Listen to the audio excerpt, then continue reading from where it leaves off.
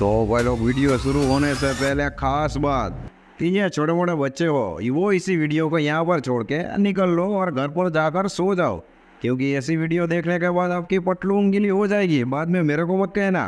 अहमदाबाद में एक engineering college थी। अभी उसका नाम तो भाई लोग प्राइवेसी की वजह से मैं आपको नहीं बता सकता, क्योंकि ये थोड़ी सी प्राइवेट बातें हैं।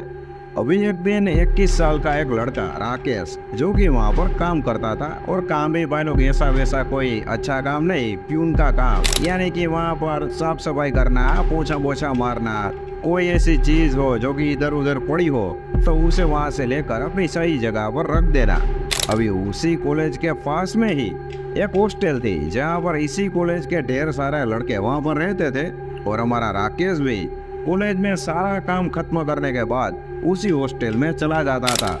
हॉस्टल में जो बाकी के स्टूडेंट थे उसके साथ हमारा राकेश की बहुत ही बढ़िया अच्छी तरीके से बन चुकी थी, यानी कि वो सारे लोग आपस में फ्रेंड हो चुके थे भाई लोग, क्योंकि राकेश भी 21 साल का ही था, और वहाँ पर जो स्टूडेंट पढ़ते थे वो भी 21 से 25 के बीच में ही थे। हॉस्टल में जो बच्चे पढ़ते थे उसे भी राकेश काफी ज्यादा ही पसंद आता था भाई लोग, क्योंकि बात बात पर राकेश उन्हीं बच्चों का साथ देता था और टीचर के सामने भी बच्चों की तारीफें किया करता था। अभी एक दिन की बात है भाई लोग, जब इस इंजीनियरिंग कॉलेज में एग्जाम चल रहे थे, एग्जाम मतलब कि आने ही वाले थे, यहाँ पर सारे बच्चे बहुत ही टेंशन में थे भाई लोग।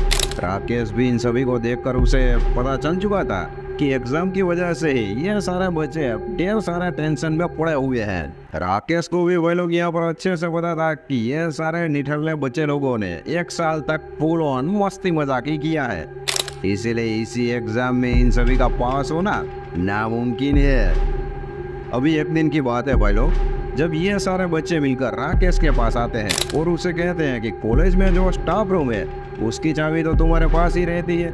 बच्चे यहाँ पर राकेश को कहते हैं कि तुम हमारा मामू दोस्त हो, हमारे लिए एक काम करो, तुम कॉलेज में जाओ, स्टाफ रूम में जाओ, वहाँ पर टीचर ने बनाए हुए जो पेपर है उसे लेकर हमें दे दो, यानी कि हम एग्जाम में टॉप कर ले भाई लोग। राकेश ने भी भाई लोग यहाँ पर सोचा कि ये सारे मेरे फ्रेंड्स ही है, इसलिए इन सभी की मदद मुझे करनी चाहिए, और वैसे भी स्टाफ रूम की चाबी मेरे पास ही रहती है, और शाम को 6 बजे के बाद कॉलेज में भी कोई नहीं रहता, क्योंकि वॉचमैन भी शाम को 6 बजे वहाँ से चला जाता है।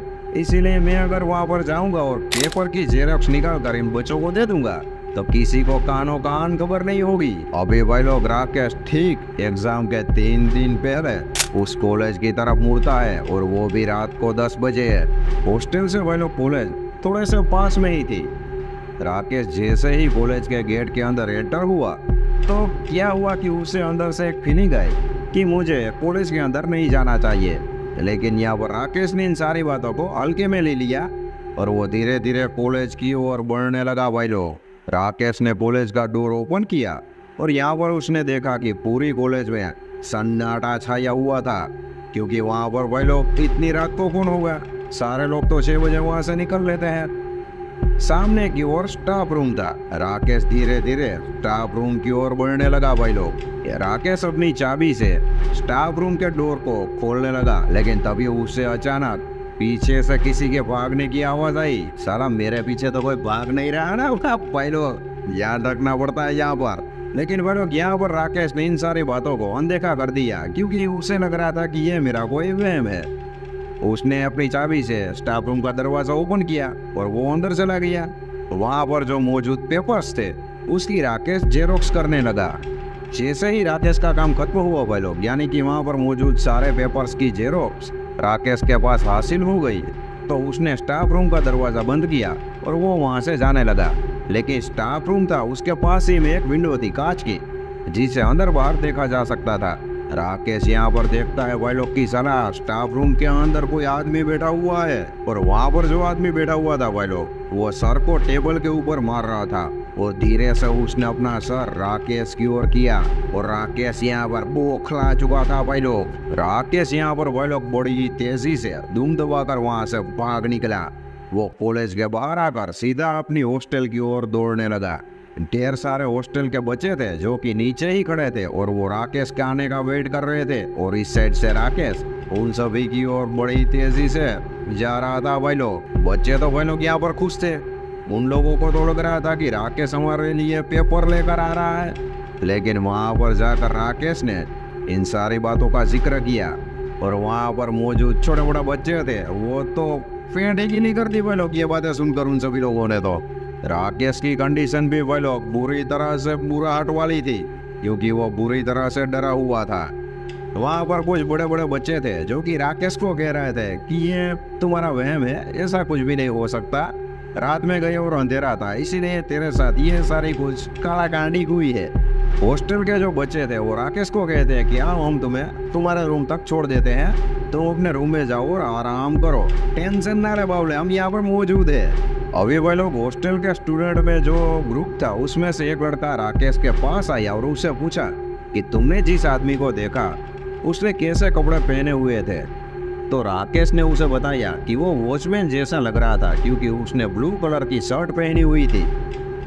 अभी यहाँ पर वो लड़का कहता है कि 2005 में एक वॉचमैन था जो कि टेरेस से कूदकर उसने अपनी जान दे दी थी।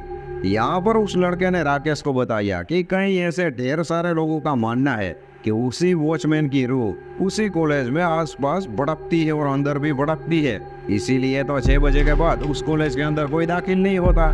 यहाँ पर उस लड़के ने राकेश को कहा कि तू बेटा कोई भी टेंशन ना लो, तुम अपने कमरे में जाओ, पूजा पाठ करो भगवान के और आराम से सो जाओ, तुम्हें कुछ भी नहीं होगा।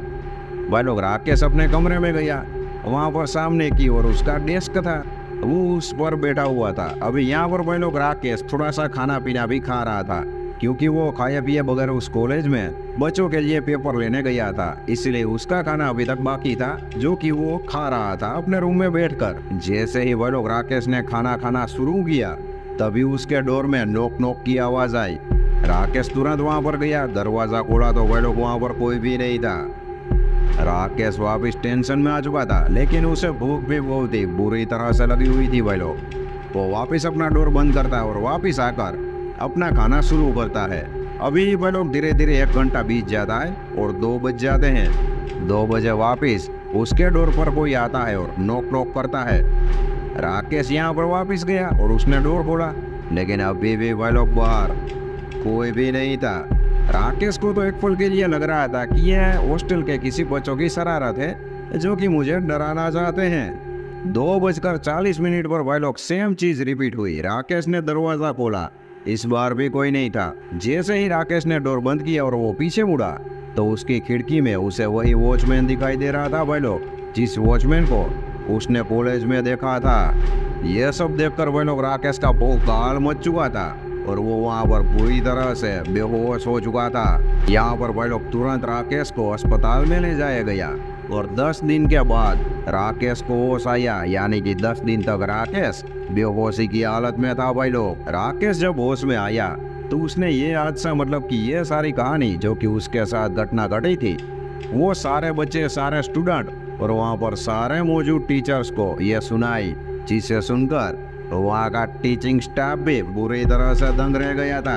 अभी दंग तो क्या रहेगा भाई लोग, क्योंकि टीचिंग स्टाफ को तो ये सारी बातें पहले से ही पता थी, इसीलिए तो साले सब 6 बजे वहाँ से निकल लेते थे अपने घर पर। अभी एक मेन बात सुनिए भाई लोग कि कॉलेज के टीचरों की यहाँ पर जिम्मेदारी थी कि राकेश को सही सलामत ठीक करना, लेकिन उन सभी ने क्या किया वो सुनिए। उन सभी ने राकेश को मेंटली डिसऑर्डर कहकर कि यह साला मेंटल है ऐसा कहकर किसी पागल खाने में उसे एडमिट करवा दिया। और आज की डेट में भी वह लोग राकेश अहमदाबाद की किसी भी मेंटल हॉस्पिटल में पड़ा हुआ है और मेंटल हॉस्पिटल में भी वह लोग राकेश यही सारी बातें रिपीट करता रहता है, यानी कि वह लोग अभी तो वो सच्ची में अपना मानसिक संतुलन खो बैठा है और पूरी तरह से पागल हो चुका है। तो वह लोग इसी के साथ यहाँ पर वीडियो की एंडिंग करते हैं। और जो कॉलेज जाते हो वो ध्यान रखना, शाम को 6 बजे के बाद कॉलेज में जाना मत, वरना